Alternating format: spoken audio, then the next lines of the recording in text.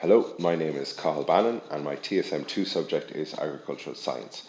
My presentation today will be on dairy breeds.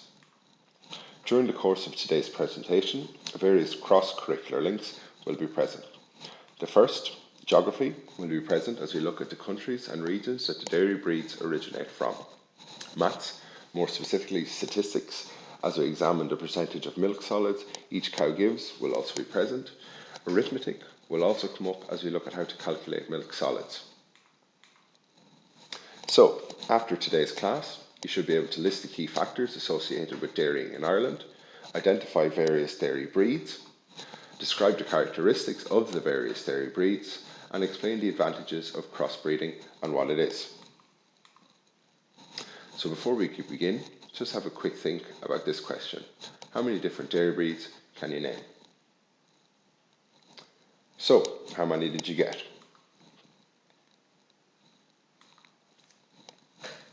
So, what should be considered when choosing a dairy cow? EBI, longevity, size, liquid milk produced, milk solids produced, hardiness, age, land condition. So, EBI is a single figure profit index aimed at helping farmers identify the most profitable bulls and cows for breeding dairy herd replacement. It comprises of information on 7 sub-indexes related to profitable milk production. These are milk production, fertility, calving performance, beef carcass, cow maintenance, cow management, and health. So the dairy industry in Ireland. 73% of all agricultural production in Ireland is either beef or dairying. The remaining percentage is cereals, sheep, pigs. There are 1.4 million dairy cows in Ireland and they produce 6 billion litres of milk per annum.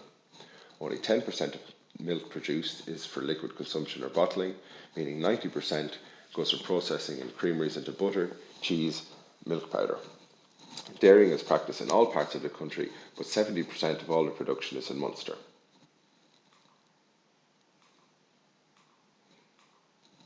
Dairy export was worth €3 billion to the Irish economy in 2013, and in the same year, Irish farmers produced 5.4 billion litres of milk. So the first cow we're going to look at today is the British Friesian, initially bred in the northern provinces of Holland. It's the green one here on the top, called Friesland. The breed became established in England in the 19th century. Smaller than Holsteins and are more fleshy. As a result of their body conformation, they are referred to as a dual breed. Heifers are used to produce milk and the male calves can be fattened. And below is an example. And here are their yields: 6,600 litres, 4.1% fat and 3.33% protein. The next breed is the Holstein Friesian, the stalwart of the Irish dairy industry. Originates from Holland and Germany, the same region of Holland that we've already looked at, and this area here is Schleswig-Holstein in Germany. And this is an example of the breed. Produce large liquid milk yields and low milk solids. A mature cow can weigh 580 kilograms. It is larger than the British Friesian, the world's highest milk producing cow. Having been bred for high milk production has led to a decrease in fertility and health amongst the breed. The calving interval can be greater than 400 days, a long way off the 1 calf per cow per year. And below is their figures. The Jersey. Jerseys are a small breed which are light brown in colour. Originate from the Channel Island of Jersey. They have a higher level of milk solids but a lower level of liquid milk than the Holstein Friesian. This is a map of where they're based. As you can see, their location between London and Paris. So milk solids are components of milk, fat, protein, lactose, minerals and vitamins. They're a much smaller breed than the other dairy breeds and as a result have a lower maintenance cost.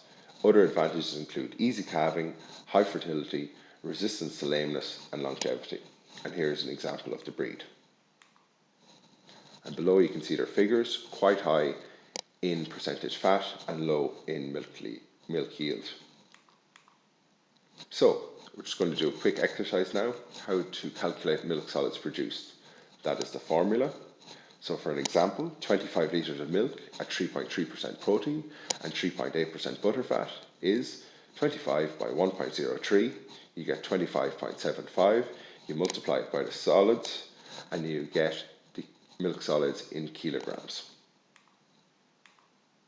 So the next breed, Montbéliard, originated from the Montbéliard region of France.